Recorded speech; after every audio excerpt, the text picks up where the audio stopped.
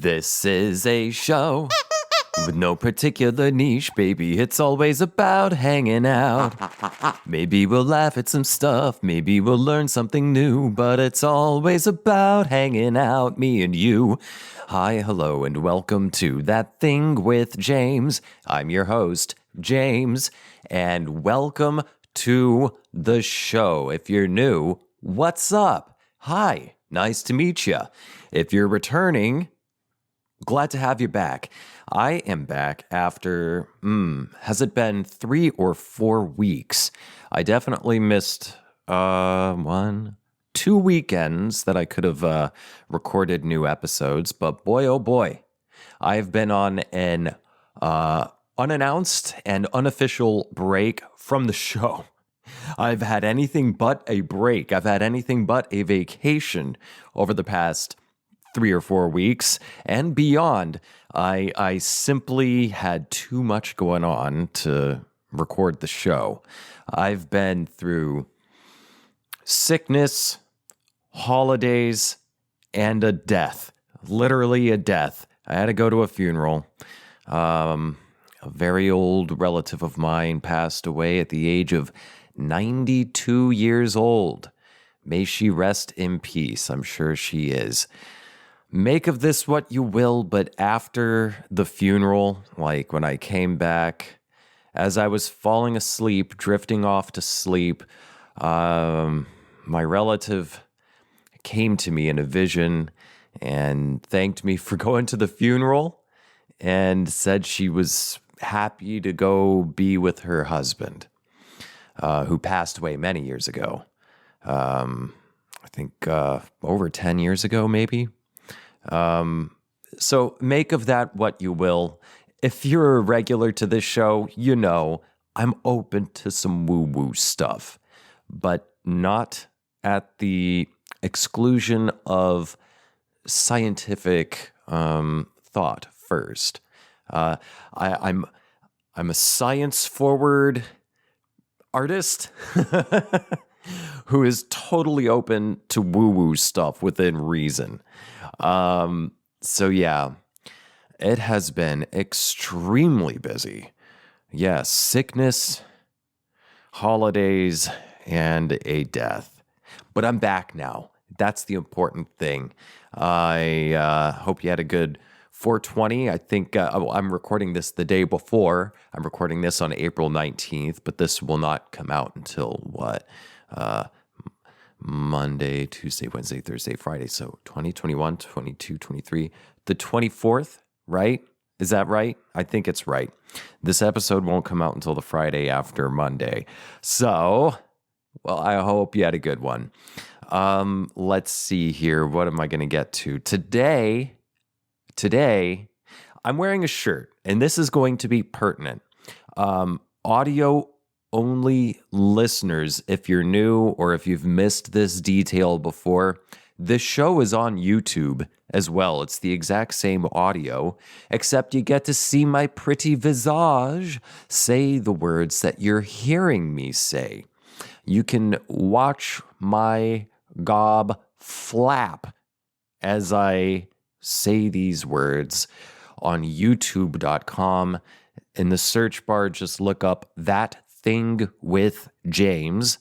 My channel will pop up, and there you will subscribe and like and watch and positively comment on every single episode. There's over 100. Well over 100 episodes. There's the free episodes where well over 200 episodes. I've been doing this show for a minute, and well, I'm still doing it, and I still enjoy coming back to it. I still feel compelled to record this show, if for no other reason than it's just something to do, right?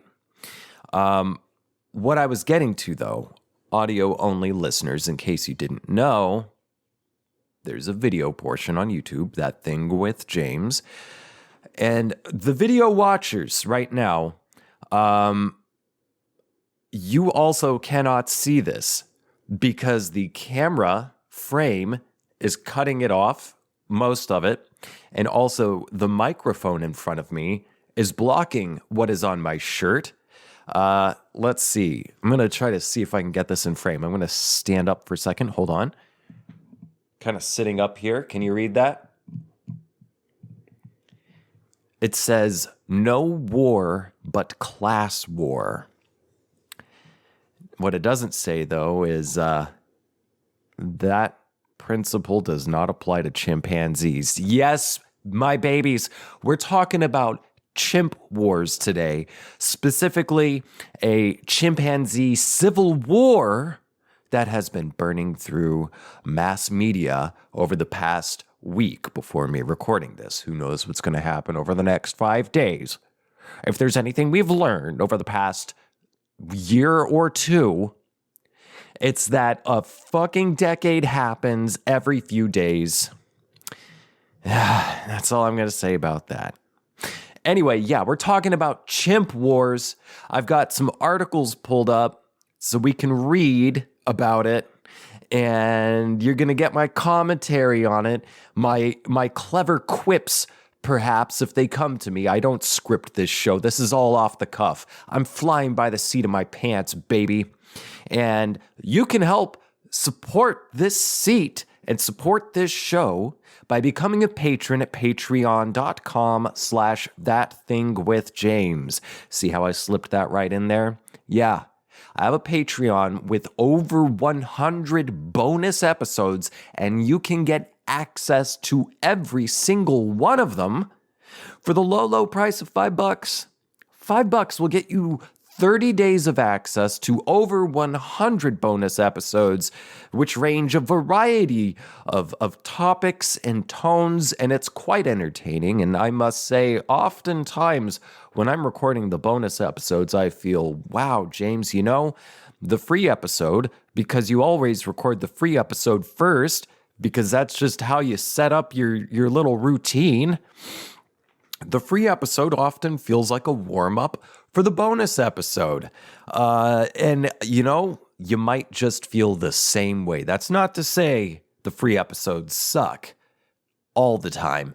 But this is some decent quality stuff. And the bonus episodes is even more decenter isms. Yeah. So support the show, support an independent artist, myself, by becoming a patron at patreon.com/ThatThingWithJames. The link is written in the episode description. And to those of you who are already patrons, thank you so much. You rock. So without further ado, I'm going to take a sip of water, wet my whistle, and we will dive into reading about this chimpanzee civil war in just a second. And we're back. I was going to go with BBC, but the article was a little bit shorter, and I have minutes to fill for this episode. I'm aiming for at least 30 minutes. So I found this other website I've never heard of before, news.mongabay.com. Not manga like M-A-N-G-A, but M-O-N-G-A-B-A-Y. Mongabay. I'm looking at their about page. Mongabay is an independent media organization reporting on nature and planetary challenges with a global network of local journalists. Mongabay believes incredible and accurate journalism is essential to successfully address the planetary emergency because sharing knowledge through stories can inform, inspire, and sustain effective action worldwide. So it's a lot of nature news, making science accessible to people like myself who aren't more art-brained than STEM-brained. It's a nonprofit. Cool. Found a new resource for news stuff. But that said, I found this article here. It's a bit longer than the BBC one. Published April 17th, 2026 by Keith Anthony Fabro. The title is Chimp Civil War Follows Rare Community Split in a Ugandan National Park. Interesting. As I was looking up these articles, I came across a video of some of the fighting, and we all know chimps can rip your face off, and they will. We all know this. It's cute. It's, fucked up, but kind of fun. Put them in human clothes. People treat them like humans. The chimps don't really like it, I don't believe, as is evidenced by the number of faces they rip off, because they're not supposed to be domesticated. These are not dogs. These are not wolves seeking warmth and easy food, okay? So I saw a clip, like a 30-second clip of this fighting between these chimpanzees, and of course, it's brutal. Let's read. Okay. So starts off with some bullet points here. A 30-year study documents a rare split within a chimpanzee community in Uganda's Kibale, hopefully I pronounced that right, Kibale National Park, one that sparked a deadly war. Two rival chimp groups have staged coordinated raids that killed both adult males and infants. Researchers recorded at least 24 attacks between 2018 and 2024, suggesting unusually intense violence. So we're not the only ones that have wars. A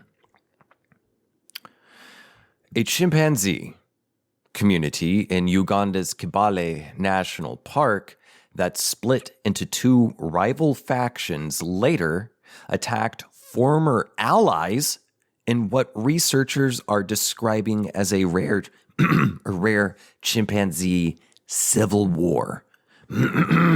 Excuse me. Damn, they're attacking their allies now? The new study, published in the journal Science, draws on nearly 3 decades of observations at the Ngogo Chimpanzee Research Site, led by primatologist Aaron A. Sandell of the University of Texas at Austin. Hey, I used to live there. In the U.S. I still live there. He and his colleagues say this is a rare event that may occur only once every 500 years. It's only been observed once before by humans. Before the split, the Ngogo community was unusually large, with roughly 150 to 200 chimpanzees, aka pan-troglodytes, making it one of the largest chimp groups ever recorded in the wild. After the rupture, the community divided into 2 factions, which researchers call the Central and Western groups, named after the areas of the forest they occupied. Between 2018 and 2024, the Western group carried out 24 attacks on the Central group, killing at least 7 adult males and 17 infants. Damn, they're not the only ones going after infants, huh? Sandell told Manga Bay the conflict is still unfolding and may have lasting consequences on the population. Damn, so they have coordinated attacks. They strategize. They come up with, war tactics, right? And murk each other. That's pretty damn crazy. And apparently They have allies and they start attacking the allies. Let's discover. Quote, the central group is at risk. They have had a dramatic increase in mortality, Sandel said. A key question is, how are they going to fight back, unquote. Unlike most primate group fissions, the Ngogo split involves coordinated killing of long-term affiliates. Sandel and colleagues wrote. Oh, that's what they wrote. I didn't see the comma there. I thought it was a period. My bad. Killing rates also exceeded estimates for intergroup aggression in chimps. Researchers estimate that central chimps died at the equivalent rate of about, 3,376 per 100,000 individuals per year. God damn. More than 30 times the median rate of about 100 per 100,000 reported for other chimp populations. Okay, so let's read that again. These are, in terms of what researchers have observed thus far, it seems that this group in this national park is 33 times more violent than the usual rate of, aggression, intergroup aggression. What the fuck? So we're looking at central chimps died at the equivalent of about 3.3 thousand per 100,000 versus the average just 100 per 100,000. That's crazy, dude. Researchers say the conflict may offer rare insight into how violence can emerge within tightly bonded animal societies. And I was just thinking, this probably shows, perhaps colors violence in humans, right? Right? My question is, because I, as evidenced by the shirt I'm wearing, No War But Class War, I subscribe to material analysis in terms of human society, history, that sort of thing. Material needs and circumstances influence how our cultures are shaped, influence our what we regard as traditions, our religions, our wars, our policies, gender norms, that sort of thing. A lot of it comes down to material things. It's material analysis, critical material analysis.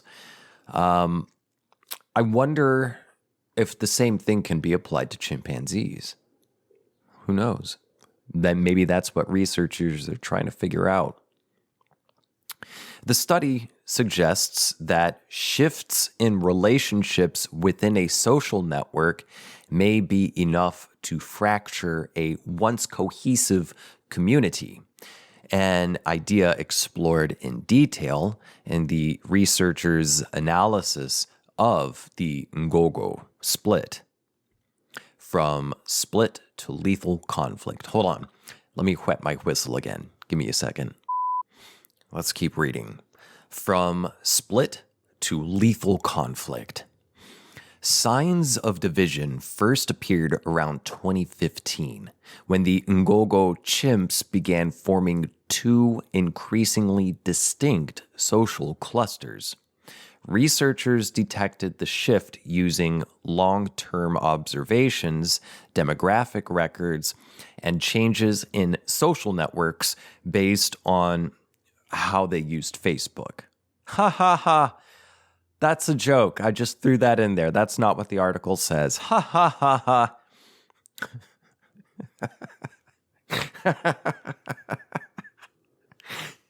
and changes in social networks based on which chimps spend time together or groomed each other.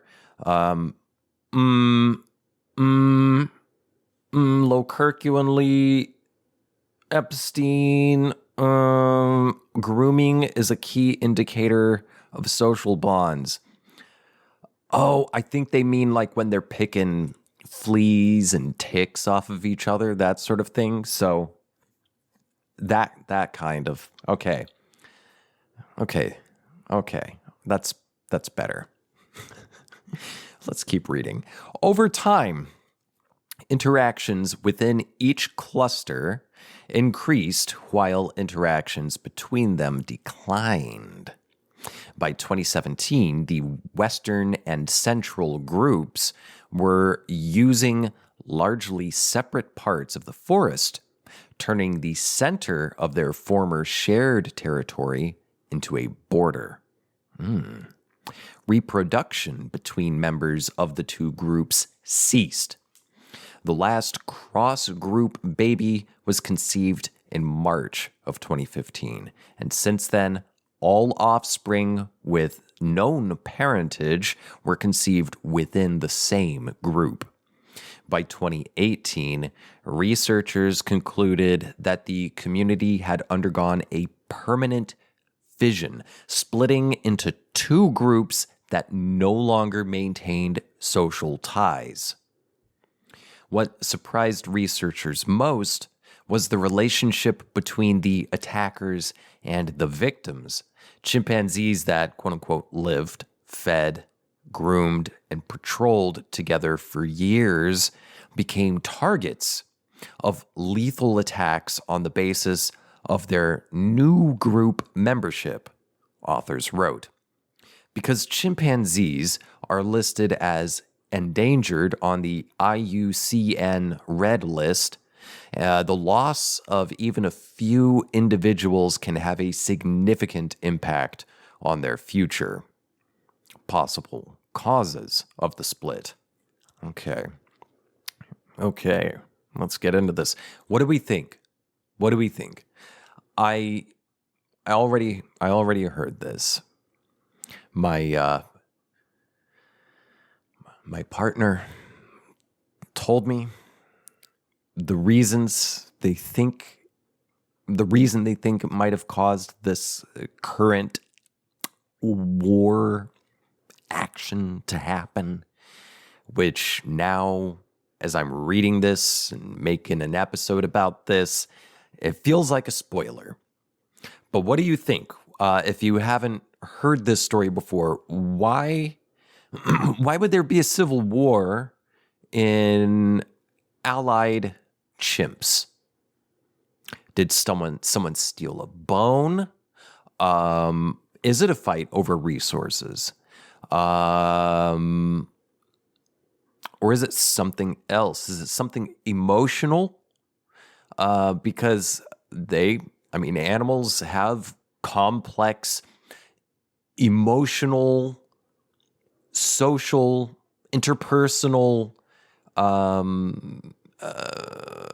circumstances and interactions just as complex as humans. We are animals. And your favorite super church might balk at that comment, but it doesn't fucking matter. Humans are animals.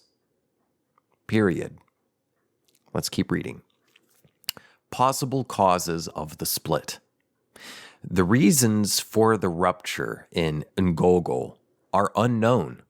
However, both the study authors and outside experts point to several possible social and ecological factors. Sandel and colleagues wrote that their observations support what they call the relational dynamics hypothesis. Okay. A theory suggesting that shifts in relationships within a social network can reshape group identities and eventually produce collective violence. Holy shit, a branch of the chimps went MAGA. 30%, 20 to 30% of the chimps went MAGA. They've got the brain rot, and not like the fun meme brain rot, not like shit posts, but they got the fascist brain. Maybe some of the chimps went MAGA. That's what that sounds like. Shifts in relationships within a social network that can reshape group identities.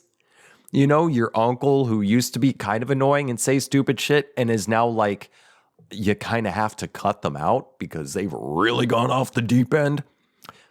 Possibly. That's part of the relational dynamics hypothesis. This is where studying other animals can help inform our understanding of we animals, we being humans. As authors wrote, social networks can divide and new group boundaries can emerge, leading to collective violence. They got Chimp ICE. They got Chimp Department of War. They got Chimp Hegseth, Keg's Breath. Michael L. Wilson, a primatologist at the University of Minnesota. Holy shit, ICE. They got Chimp ICE. We got a dude in Minnesota in the US who wasn't involved in the study, said changes in social ties alone may not fully explain the split. Quote, shifting social relations are clearly important here, Wilson said, but it makes me wonder what might have caused those social relations to shift, unquote. Wilson suggested that ecological, here we go, material analysis, ecological pressures might have played a role, including competition over territory or areas with abundant food. There we go, material analysis. Material analysis. There's an analysis, and I subscribe to, even before I, started learning about Hegel and Marx and that sort of thing. Physical comes before emotional. Something with your body, tension, comes first and then leads to the emotion and then leads to spiraling thoughts. You can't, like they say in AA, you can't think your way into right action, but you can act your way into right thinking. Or is it good thinking? One of the two. The premise stands. It has legs. It walks. Let's keep reading. Wilson suggested that ecological pressures might have played a role, including competition over territory or areas with abundant food. Differences in males' ages or patterns of kinship within the new groups can also influence how alliances form and conflicts unfold, he said. So they got chimp boomers. Wilson also questioned whether the conflict should be described as a civil war. In his view, the events more closely resemble, quote, a group fission followed by fighting, unquote, rather than a war within a society with at least one side attempting to remain united. Okay, reasonable. Sandel said it's not lost on me now. So Sandel works at UT Austin. He's in Texas, who is not pushing forth the material analysis, whereas we've got the other researcher in Minnesota, right, where there's more, union and socialist activities. Like, well, there's got to be some material reason happening to lead to these emotion things that, the Sandel liberal is saying, right? Let's keep reading. Sandel said they're continuing to investigate these possibilities using the site's long-term data sets, which go back decades. Scientists began studying the Ngogo chimps back in 1995. Some of you might not have even been born yet. I was born before then. I'm almost 40. I'm not there yet, asshole. I'm not there yet. Quote, this is a major hypothesis, Sandel told Mongabe. My initial hunch is that the chimps weren't limited in food, but we have teams of Ugandan and international researchers working on these questions now, unquote. Determining the exact cause of the conflict may not be easy, he added, quote, it will be very difficult to confirm the causes, but by combining long-term data and new statistical methods, I think we will be able to uncover a lot, unquote. A rare but not unprecedented pattern. So what my girlfriend said was the reason that she read, possible reason, was that there was a disease that went through. I'm not seeing that in this article. I didn't look this up to confirm myself. That's what she said that she read. One of the few or many possible reasons behind this current infighting was that a disease spread, virus spread or something. And some of the chimps got paranoid that it was these other chimps in their group that first got it and spread the disease. And so that led to some fighting or something. That's one hypothesis I heard. Again, I've not looked it up myself to confirm that that's a thing. Let's keep reading. A rare but not unprecedented pattern. Oh, by the way, viewers, how do you like my new glasses? I got new glasses finally. It was a month. Literally, I think 5 weeks altogether getting the right kind of frames for my head with the right color and getting the right lenses and getting the lenses, adjusted at a correct angle to account for my slight, although I'm not going to say that, my slight astigmatism. Yeah. How do you like the new specs? I kind of like them. I'm going for a new look. And I also need to go for a sip of water. Be right back. And I'm back. Okay. A rare but not unprecedented pattern. Although unusual, the Ngogo conflict is not without precedent. Quote, the only other documented split of a chimpanzee community occurred at the Gombe National Park in Tanzania in the early 1970s, unquote, Wilson said. And I saw that. I when I was looking this up, I found a Wikipedia article about the Gombe chimpanzee war. Might read that in the bonus episode. We'll see. That conflict between the Kasekela and Kahama chimp groups was famously described by the late primatologist Jane Goodall as the 4-year war. Sandel said the Ngogo observations reinforce interpretations made decades earlier at Gombe, where Goodall's team first documented lethal conflict following a community split. Wilson noted that the Ngogo case benefits from far more extensive documentation than the Gombe conflict, which occurred during the early years of chimpanzee research.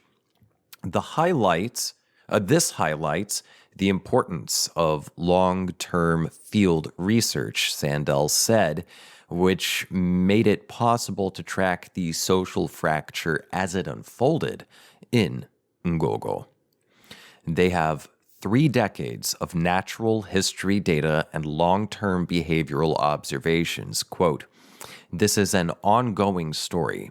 Using long-term data, we will be able to understand causes and consequences, unquote. The Ngogo research site is also unusual because these chimps have been largely shielded from human pressures. Unlike Gombe, where the chimps were provided with bananas and lived near human settlements and tourist activity, the Ngogo chimps have been studied in a largely undisturbed forest environment. Quote, "This site is in the middle of the forest and has been protected by the Uganda Wildlife Authority for 30 years, Sandel said. That protection is what enabled our long-term study and uncovering this story," unquote.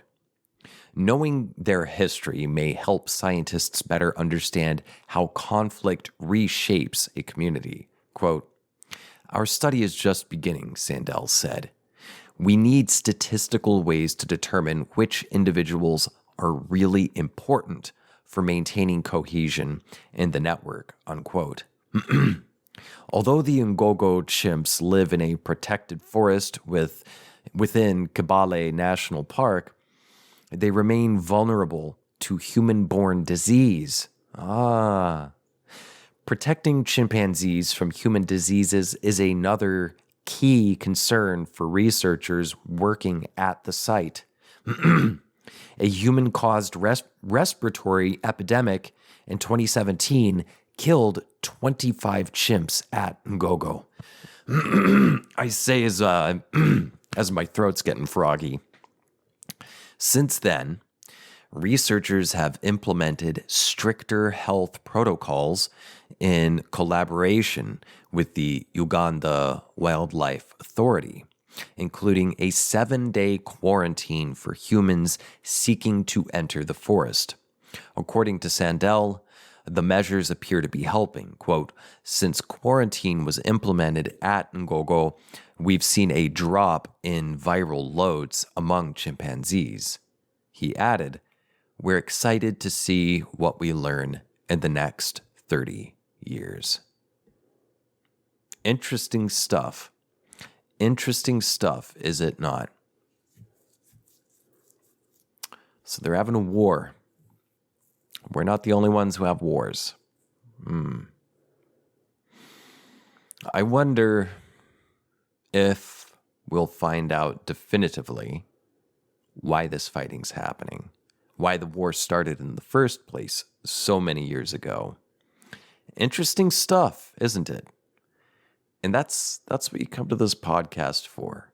Maybe laugh, maybe learn something new.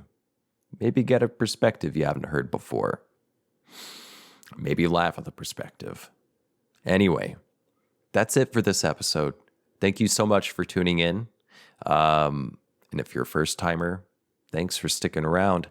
Again, consider supporting the show and get access to a boatload of bonus episodes at patreon.com/ThatThingWithJames. Hope to catch you next time. Bye.